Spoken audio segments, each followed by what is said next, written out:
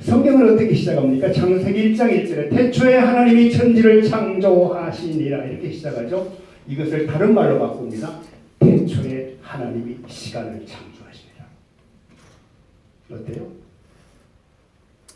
천지를 창조했다는 얘기는 이 땅에 시간을 창조하셨다는 얘기입니다. 창세기를 읽어보면 첫째 날, 둘째 날, 셋째 날 표현이 나오죠. 저녁이 되고 아침이 되니 첫째 날이라 둘째 날이 나옵니다. 무엇을 만들었느냐 못지않게 날에 대한 시간들이 구체적으로 나와 있죠. 헬라어의 시간이라는 얘기, 시간을 의미하는 단어는 두 개가 있습니다. 하나는 크로노스라고 부릅니다. 뭐라고요? 크로노스. 크로노스는 뭔가 하면 그냥 달력의 시간이에요. 지금이 5시다. 그죠? 이 시간. 1년은 365일이고 하루는 24시간이다. 누구에게나 똑같이 주어지는 시간들이라는 얘기죠.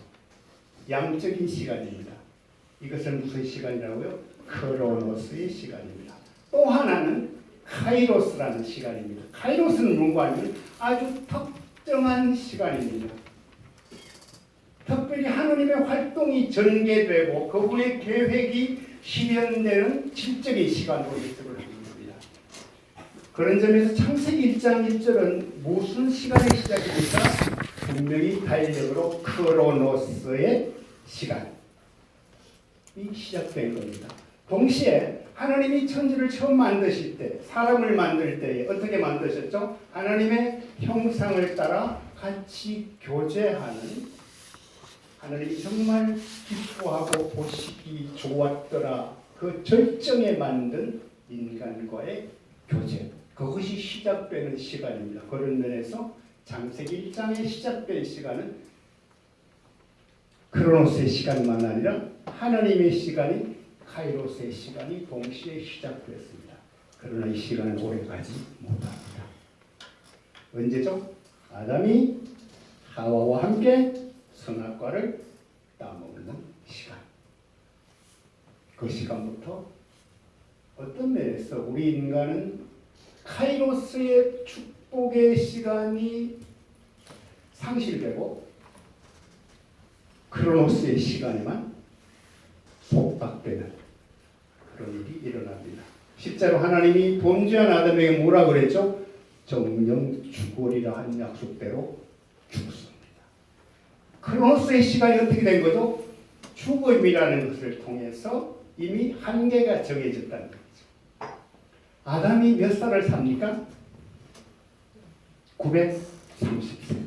크로노스의 시간으로 930세를 삽니다.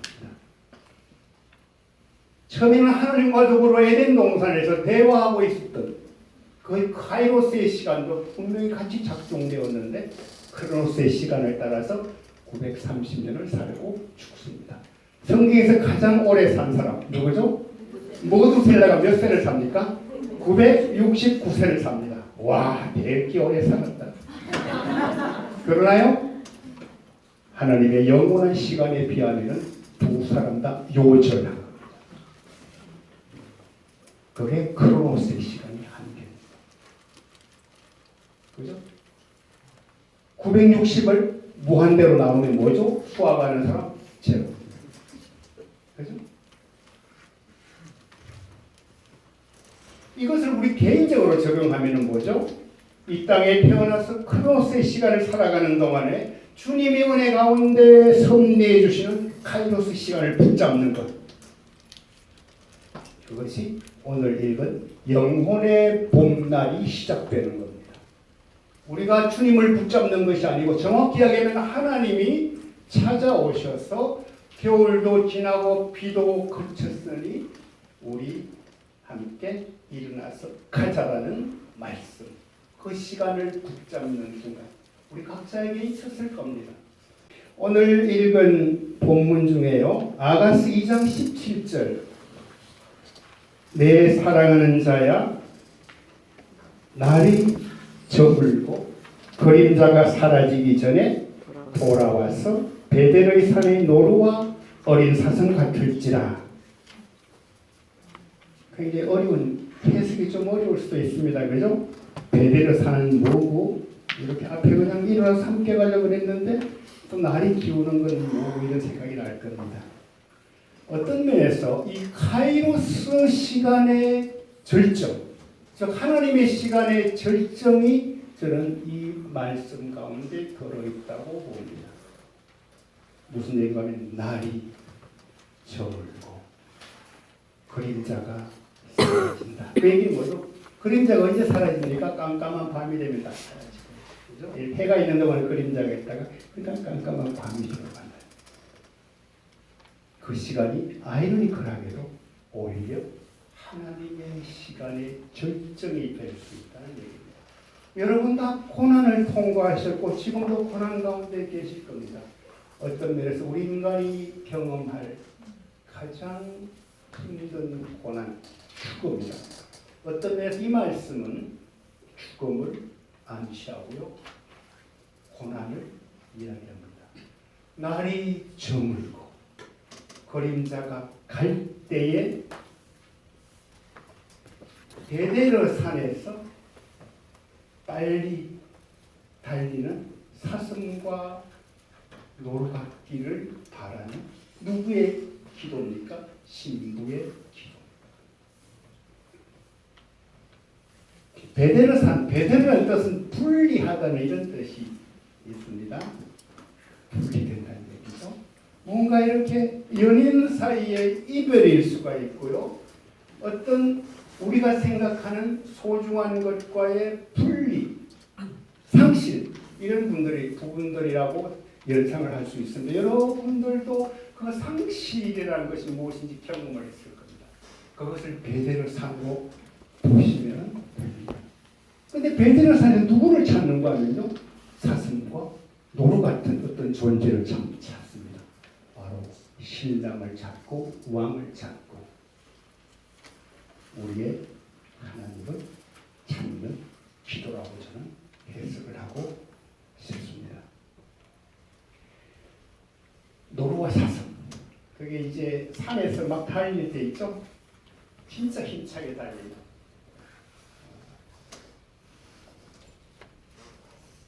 우리에게 그런 존재가 있으면 참 좋겠다는 생각을 하게 되죠.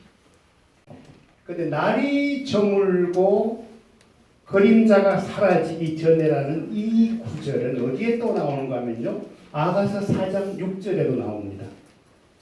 이제 아가서 오늘 2장 읽었잖아요. 그런데 뒷부분이 조금 다릅니다. 어떻게 다른가 하면요, 날이 저물고 그림자가 사라지기 전에 내가 모략산과 유향의 작은 산으로 가리라. 앞에도 똑같은데요, 뒤에 누구죠? 내가 베데르산이 아니고요, 산 이름이 바뀝니다. 어떤 산?